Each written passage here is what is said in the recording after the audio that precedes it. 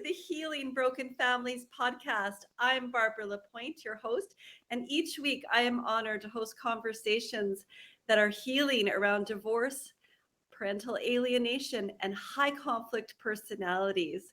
And I'm so excited to be in conversation today with Dr. J.J. Kelly. Welcome. Thank you so much. Thanks. I'm happy to be here. You are the punk rock doc, I hear. Yep, you heard right. Fantastic. I know that you teach people about emotional intelligence skills. You are a licensed clinical psychologist and an expert in emotional skills training. So welcome again. It's an honor to be with you. Thanks so much. Mm-hmm. You know, I often say to my kids, it's great to have IQ, but you also need to have the EQ. Yep. Yes, definitely. And I feel like the world, I know I'm starving to just get more EQ and to increase my emotional intelligence skills. And sometimes I'm out there and I go, wow, that person could also use a little help with their emotional intelligence skills. Yeah, welcome to my world. Definitely. Yes. So I think what you're doing is very, very important. But let's just back up and define what is emotional intelligence, Dr. JJ? Well, I think that for me, the ultimate freedom is to behave according to my values that are building my self-esteem, my self-confidence. I act according to my values no matter what emotions are on board. So even if I get very emotionally active, I still behave in alignment with my values. And I think that that is emotional intelligence. That's actually a very profound definition of an authentic freedom we can embody and live out. So often, most of us don't. If I'm reading between the lines, I hear you saying that emotional intelligence helps us to respond and not just react in the moment. Definitely. Yes. Yes. Because when we get emotionally activated, that's when we behave in reactive ways that usually cause messes, right? Messes in relationships and just shame. Right, because then we feel ashamed of ourselves, you mean? Yes. Yes. And we ought to, because sometimes if we get real mad, we act the jerk on the street and then we have shame about it, assuming we're not a psychopath, which most of us are not. Well, I mean, how do you emotionally regulate if you're dealing with a psychopath? Oh, I don't deal with psychopaths. I get the hell away from them, like everyone ought to, I think. But yeah, run, just run. In the other direction. Yeah, Hey, I yeah. was just curious, why are you the punk rock doc? Like, what is that fun character about? Well, I mean, that's just been me since I was like 13 years old. But now it's become a little bit more complex in that what I do is I teach the emotional intelligence skills to anybody that wants to learn them, and then they can go away. It's not therapy. They're not dependent on me for years. They learn the skills and then they can go live their lives. I worked for change within the system for 14 years in a group practice and three more in private practice. And over the years, I just couldn't ignore the isms that exist within the mental health system. And I don't agree with them. And, we're trying to change those same isms in the world. But nobody's really aware of them in the mental health system. And I couldn't find anything else, so I made it. Wow, you made your own beautiful practice. That's amazing. Mm-hmm. Because I think, it might be fair to say that many of us are struggling with our mental health, Yeah. or we want to have a more improved sense of personal wellness. Sure. So, and maybe, what like coming to you, you're a psychologist, but you're not really like a normal psychologist. You're out, Right. which is really inspiring. Yes.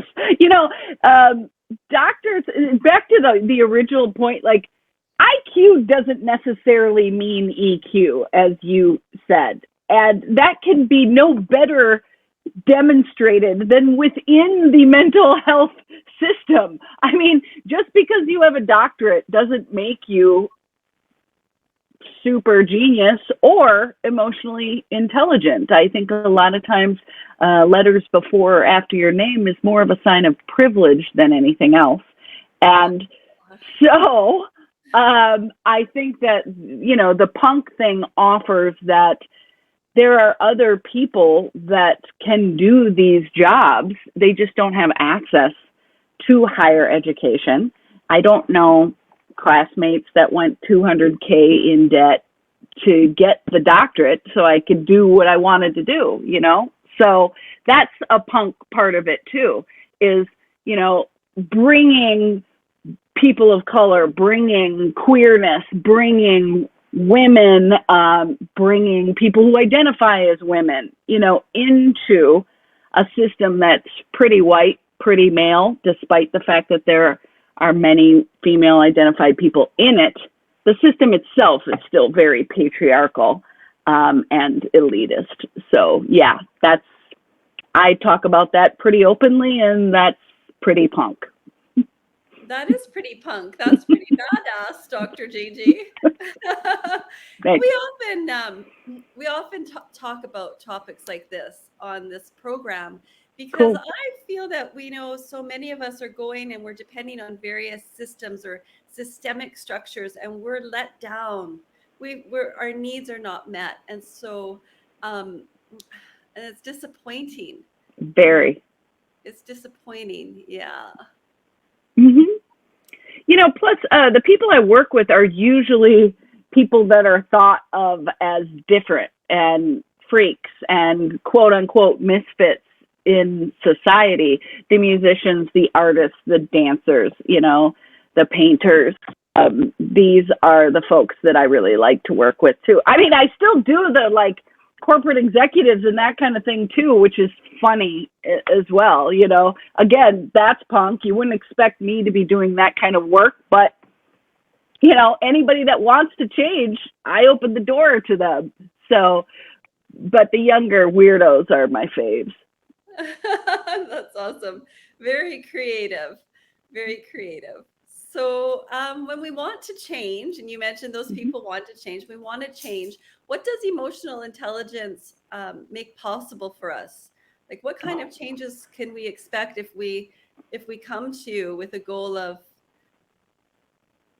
That is, widening our emotional intelligence? yeah, it's a great question because that's where it gets exciting because the sky is the limit. You know, in my first meeting with people, I'll ask people, you know, what are the behaviors that you currently engage in that you know reduces your quality of life instead of increasing it? You know it. Not somebody told you, not some doctor told you. You know that you engage in these behaviors that make your life worse, that you want my help to change. What are those? And we get very specific about that. And that's a way for me to gauge, you know, how honest somebody can be to another person. We're strangers at that point. So it takes courage to be like, oh, here are my flaws, you know? and we call them willful behaviors in the emotional intelligence based on DBT, dialectical behavior therapy. So we call it willfulness, you know, when we're trying to say how a situation should be instead of accepting how it is and behaving effectively in that reality instead of the one we wish it was or think it should be. That righteous anger gets in the way a lot, you know? So I'm gauging if somebody can speak openly without crumbling about what they need help with. And if they use like doctor speak, like some other shrink told, oh, I have anxiety, I have depression, I'm a depressed, or I'm a depressive, you know, using those kinds of words that some doctor slapped a label on them. You know, we have to unlearn all that kind of thing, and use language as the vehicle for change, because through that repetition, you can cut in new neural pathways, and that is the brain's definition of change, building new neural pathways. It's so That's possible. fun. Yeah, that is really fun. I mean, that does sound very fun. It also sounds very confronting, like that first question that you mentioned. And I Yep. see tons of women that sometimes suffer in silence and don't reach out for help during divorce, and they go through it alone. So you kind of have to be willing to do the work, I suppose. Oh, absolutely. There's no point. I don't take people's money otherwise. I have to sleep at night, you know. If they're going to dick around and just get super defensive, or, you know, my presentation isn't a flavor that's everybody's favorite, you know. So I put a lot of things on Instagram so people can learn for free. You know, with the pandemic, we put a lot of content out there. You can get a good taste of what I'm like. If people can handle my presentation and that, like, sort of radical authenticity, and they want that and they want change, because people do change when they work with me. So if they want it and they're hungry for it, they'll get it if they can deal with my presentation. So it's not, you know, I'm not looking to power over people. I just, I cut through bullshit really quickly because it just gets in the way of the work. You know, I've cut it down to 12, 10, and 8 weeks. This program was originally designed for 2 hours for 2 years with a team. So we just don't have time for all your, yeah, but, you know, you didn't come to me so I can tell you everything you're doing is the effective thing. Let's be real. You came to me because you're suffering, because you're engaging in behaviors that are making your life worse. That's just factual. So I don't want to dance around any sort of made up story. That's a waste of our time and your money. That is actually quite the opposite of what we would hear in therapy. Like clients that go for CBT can go for years. Like it's a really long process, as you're just saying, right? Mm-hmm. And it's inspiring to know that we can change quite a bit more quickly than years, right? Oh, yes. Which is, you know, very, very hopeful and inspiring. You talked about cutting out labels. And why is that? Because I mean, we live in a world that's like we label everything, and then we sit with our own labels, and then we label ourselves, and we suffer. So where's the freedom? Like, what's the gift of cutting out labels? Well, I think that labels are judgmental in that they have an evaluative quality. Usually, they're not neutral. They have an evaluative quality. So, you know, people are entitled to their opinions. We definitely don't have to agree on things. Yet, proper and effective communication entails taking responsibility for your opinion, not stating your opinion like fact or trying to pass off thoughts as feelings. I feel like you're being mean right now. Well, that's not a feeling. You're not taking responsibility for the emotions you're experiencing right now. Wow. Like, I'm here to challenge you, and that might make you feel scared. It might make you feel mad, whatever. Pick an emotion. I don't want to spoon feed it to anybody. You're entitled to your emotions. They're valid just because you feel them. However, most people have been trained by shrinks. Actually, shrinks are the problem here, is they've trained everybody to do I statements and I feel statements. And people are just saying statements of judgment, their thoughts, not feelings. And so there's no responsibility taken for an opinion. They're just passing it off as fact, or an emotional experience. It's all thoughts that are stated, veiled as emotions. So people aren't getting any more emotionally intelligent because they're not practicing the effective language around building your emotions vocabulary. And in order to have some mindfulness around your emotional experience, in order to regulate your emotions in the moment that you're activated. Wow, that was quite a journey we just went on. Woo! Yeah, well, I think that's we're all. I'm speechless with that.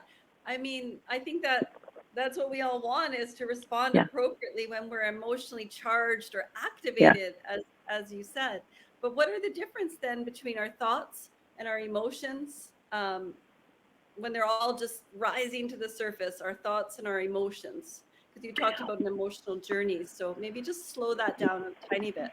Well, I think it's really tough for people in the moment. I think you do want to learn these skills and practice them quite a bit, because you're going to have hiccups along the way.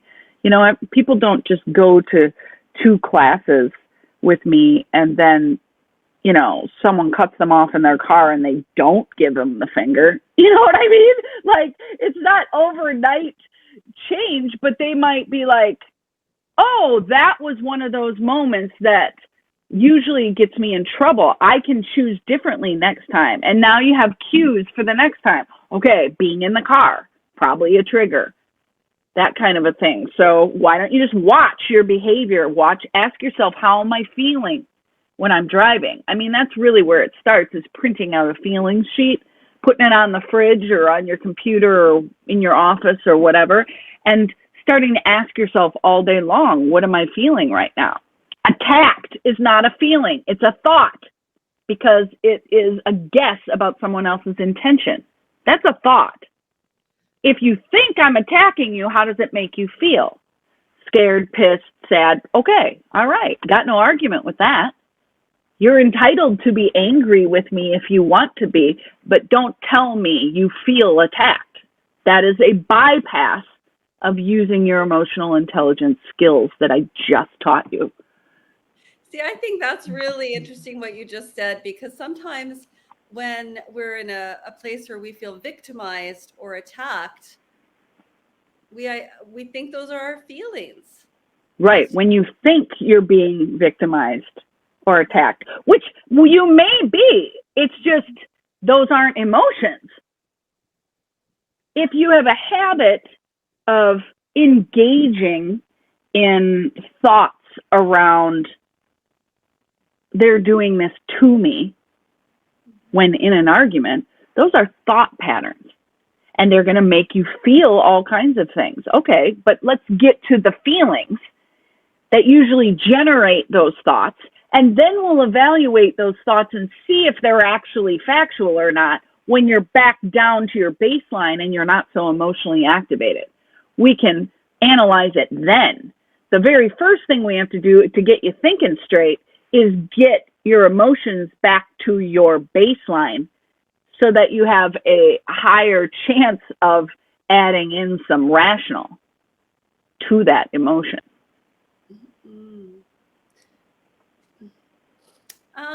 Talk to me then, might be a good time to ask you about distress tolerance skill building. What about it? What is it? Well, willfulness is in the distress tolerance module. We talk about those behaviors that we engage in regularly that get in our way and make messes, and then how to shift that over, find that point of choice using the mindfulness you've already been taught in Module 1. Distress tolerance comes after that. So you watch for those choice points, like in the car example. You start to walk it back so that you can anticipate when you'll get emotionally activated. Because a lot of times, the car is such a great example because people are shoulding all the time in the car. Should is a cue for willful behavior. So all the cursing that goes on in the car and the name calling that goes on in the car are just versions of shoulding a situation. So then we teach radical acceptance as well, how to shift that willfulness and turn the mind, that's the choice part, into radical acceptance. Meaning, you have to accept the situation for what it is. You don't have to like it. You can even hate it. Yet, you have to accept the situation for what it is, not what it should be, what it is, first, before you can decide how you want to change it. If you can change it. If you even want to. You might choose to let it go, too. But that's still in the change camp. You know, the validation of the emotions comes before the problem solving. The acceptance comes before change. Because as long as we're not accepting what is, we're suffering. Would that be inaccurate? We're suffering. Yes, that is something we talk about a lot. Yeah. Yep. You're kind of to have your own hands around your throat. You're going, oh, JJ, help me. I'm like, well, knock it off. We've talked about that. What do you want me to do? You're the one choking you. Come on. So, and that's a really fun class to teach, the willfulness in distress tolerance, because we all do it. We all do these things. You know, we get mad enough. There is a switch that we give ourselves permission to flip and then act the asshole and then have shame about it later. But there's something about anger in particular where we're like, we just decide we're righteous enough to do the thing that we have the urge to do. And it's simply not true. And it's funny because it's absurd, and because we ever do it more than one time, which we all do. We do it repeatedly. That's funny. The absurdity of the human condition is part of distress tolerance, and that we're not taking ourselves too seriously. I really enjoy your energy and how you bring like a laughter to it and a funness. Thank you. Funness to it, if that's a word. Mm-hmm. I mean, yeah. This can be so serious. Everything, life and relationships and our emotions, and for sure. So serious. So it's fun to just chat with you. And I want to invite you to enlighten us about self-awareness. Well, specifically what? What about self-awareness? Well, where does that play into emotional intelligence?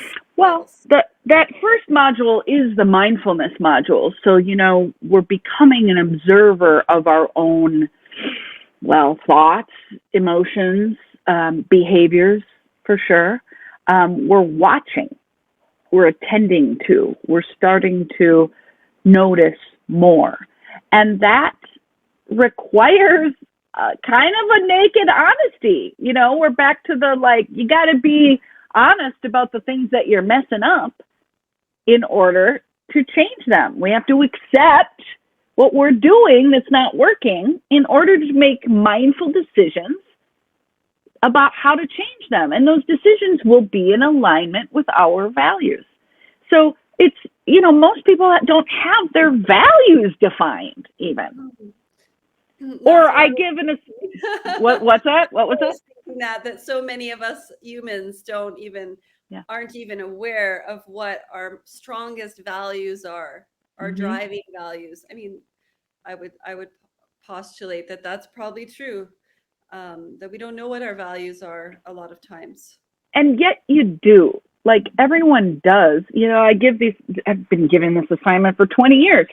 You know, what are your values? And then, you know, when we're talking to each other, they're like, oh, yeah, okay. And I'm like, yeah, don't okay me. I know what's going to happen. I've been doing this so long. I know you're going to go home. You're going to go like, what are values even?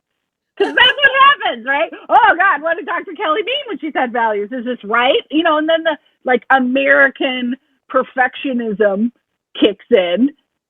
And then we what if ourselves to death. Now, that's already, you know, data for emotional intelligence training. If you go and you spiral at home and you come to me with an empty page, you're going to be scared. You came to me with an empty page when you made a commitment to write some values down.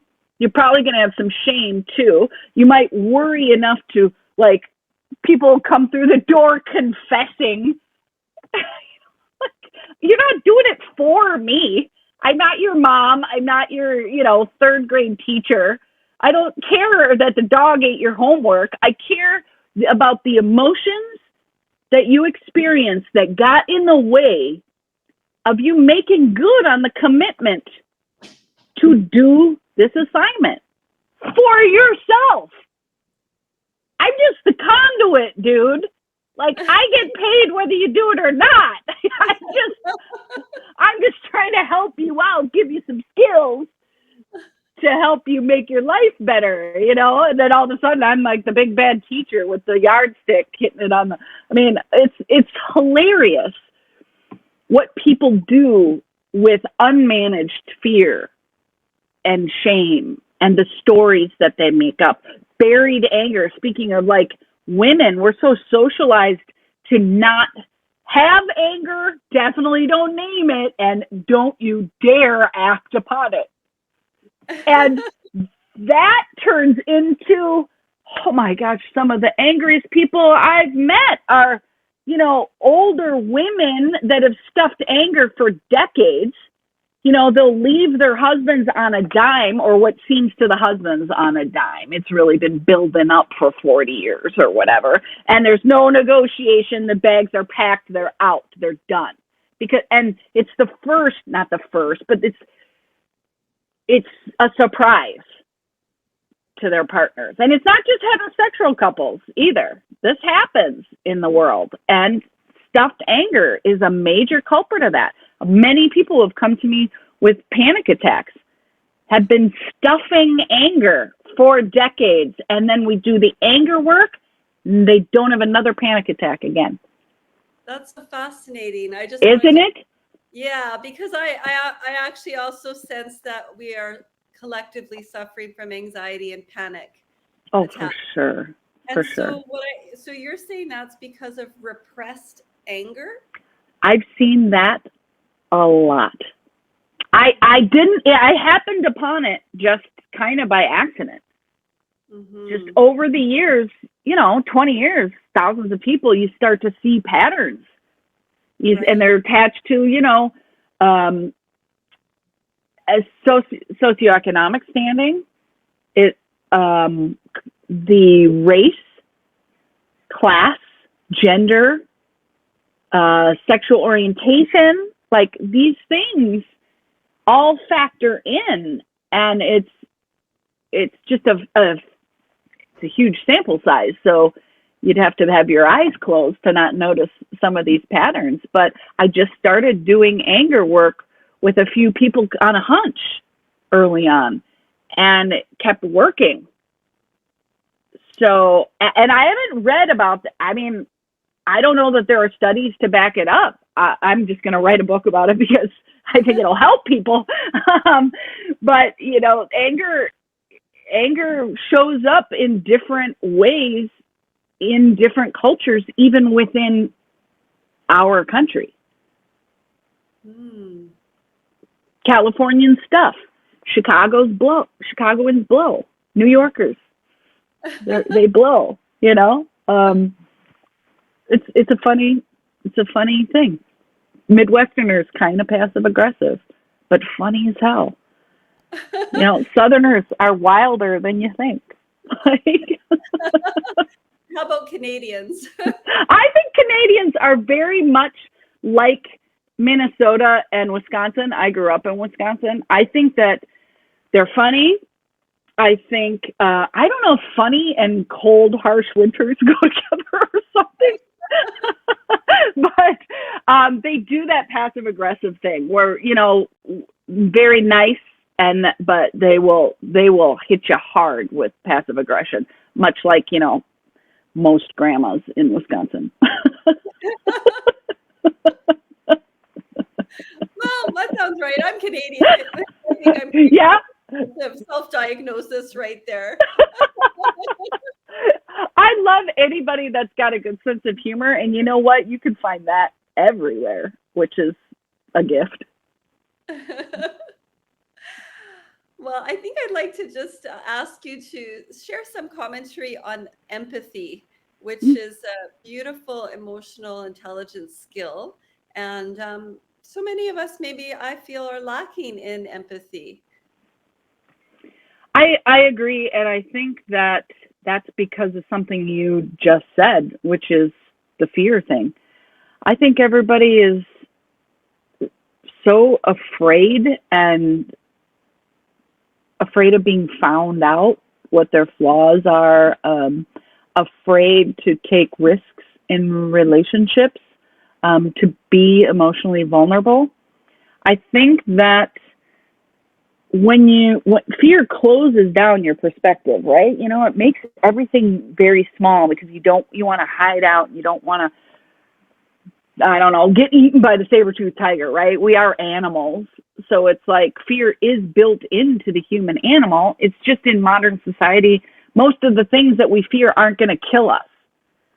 So if it's not going to kill you, then go do the thing so you can build your tolerance to the distress of fear. That's a practiced thing too. Courage is a practiced thing. I don't think you can give a shit for, like, authentically about other people if your perspective is so shut down by fear.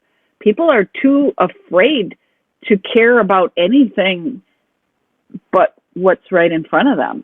And I don't think it's an excuse. I think it's a reason. And I pretty much dedicated my life to helping people change that. I just think that is a natural reaction to insecurity, however one defines that, fear of the unknown, of change, of something that'll kill us, of getting our hearts broken, pick one or many, and not liking ourselves. I think that's a big thing, is when a person is unhappy, there's usually some self-loathing there, some shame that hasn't been dealt with. You know, our reaction to shame is to hide it away. Well, if we hide it away and never bring it out to do work around it, to let it go, then there it stays.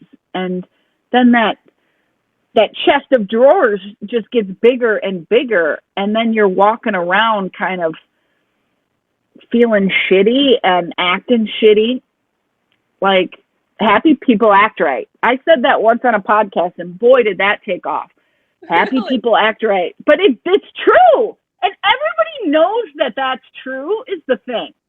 Like, happy people don't steal money and fixate on conspiracies that judge people for the color of their skin or who they love. You know, happy people don't do that. They don't give a shit. Live and let live, you know? Right. Like, once you're like solid in who you are and you're like regularly acting in alignment with your values, the natural reaction to that is an overflow of giving, teaching, learning, helping, giving, generosity. And that's not happening on a global level yet.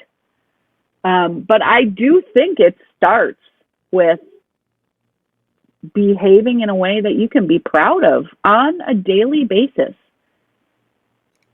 That's very powerful. It seems very simple, but it seems like that we've just missed the mark on that. Behaving Yeah. in a way we can be proud of every single day. Just Yeah. little steps, right? Yeah. Yeah, it's beautiful. And you're going to make mistakes and you're going to have hits of shame. That's natural. But, like, you don't have a mountain of shame in the closet that you're just adding to. It's just a little bit of shame from, I don't know, fucking up today. Then you just, like, forgive yourself. Feel the shame, notice it, let it go, forgive yourself, move on. It's a lot easier when you don't have to, like, clean it out every time. You know, it's just a little bit from today. It's not 40 years worth. Yeah. Are you able to give us an example of how to love ourselves? You talked about forgiving ourselves when we fuck up, when we mess up, or when things are ugly. How can we still self-love or in those moments? I think the instinct for most people when they make a mistake is fear and shame and wanting to hide out from it or hide the evidence of it. I don't think there's anything wrong with that impulse to do it. Every kid you've ever met does that, you know.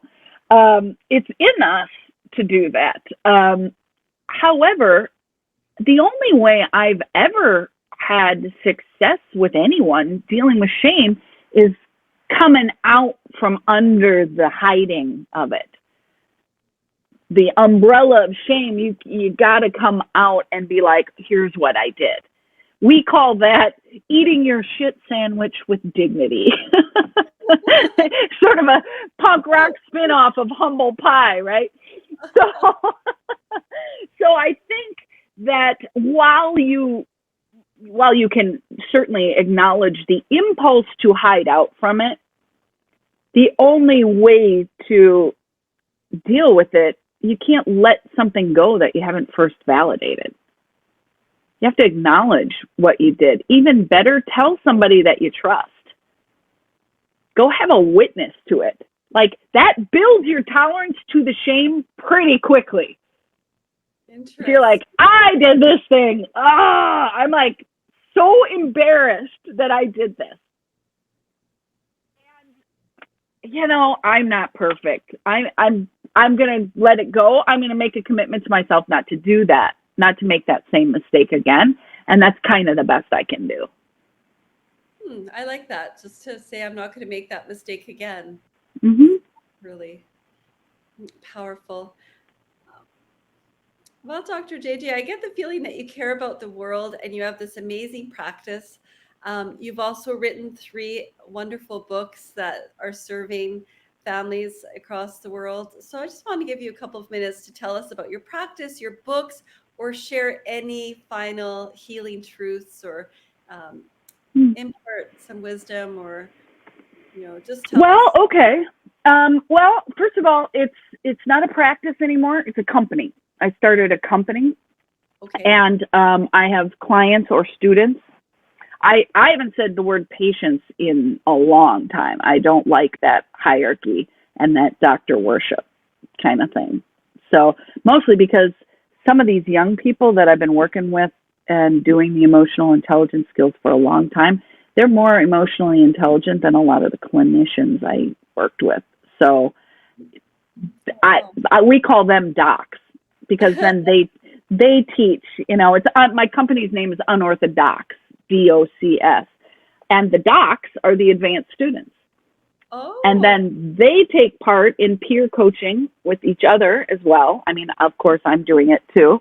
And then we all are teaching the baby docs, the younger ones, the newbies that come in. And, you know, they teach at emotions camps as well.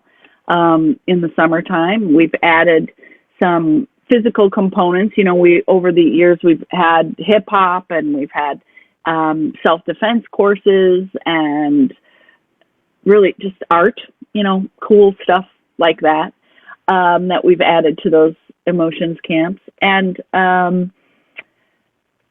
so it's this new model. It's an alternative. You know, I teach courses instead of doing psychotherapy like I did all those years. And they can participate for as long as they want. I do free consults for people as well. The books, I try to keep them very as skinny as possible. Potent and concise is always my goal. But there's the first one's the parenting manual. The holy shit, my kid is cutting. That's a parenting manual, whether your kid is self-harming or not. Although they probably are, even if it's not cutting, they probably are engaging in some sort of self-medicating and self-harming behavior. It's just more of them are than aren't at this point. With teenagers? Yeah. Oh. Yep. And then the second book is the 8-week course. The Gifted Misfits book is the 8 weeks that I teach in a nutshell. So all the DBT skills that I teach are in that book. And then the third one is about narcissism, which was actually going to be the first book. That's funny. Because I get so frustrated with the fact that people think narcissism is just a synonym for asshole, and everybody thinks they know what it is. They don't. So I wrote a funny kind of snapshot characters with funny names. Passive aggressive Midwestern grandma is one, actually, is one of Okay. the caricatures in the narcissism book. Yeah.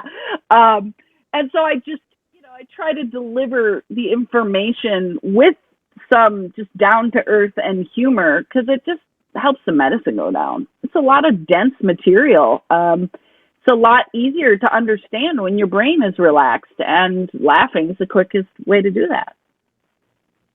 Hmm. To feel good, reaching for that next best feeling thought. Mm-hmm. Mm-hmm. Well, I Yeah. will have to pick up the book on narcissism, and I'm sure many women would like to read that book as well. Oh, yes. The other books too sound so, so good. You rock. You totally rock. Oh, thanks, Barb. I want to acknowledge you and thank you again for joining us. Um, yeah, thank you. Thanks for being My you. pleasure. My pleasure. Thanks for giving me the space to speak passionately. I do a lot of listening. I do a lot of talking in my job too, let's be honest. But just having some space and, being asked questions that are actually, like a prompt for me to just be able to talk about the things that I see every day, and Yeah, just share that with the world. Thanks. thank you. And before we go, if folks wanted to reach out to you, get in touch, have a free consult, what's the best way to reach you, Dr. JJ? Real easy. Everything is Dr. JJ Kelly. So drjjkelly.com is the website. Everything is on there. The Instagram, the YouTube, all the books, the courses, everything is on the website. So that's the easiest one. Instagram has a lot of free material. That's Dr. JJ Kelly too. Beautiful. Well, namaste, and thank you everyone for joining us on the Healing Broken Families podcast. I hope you feel less afraid and more empowered after this episode.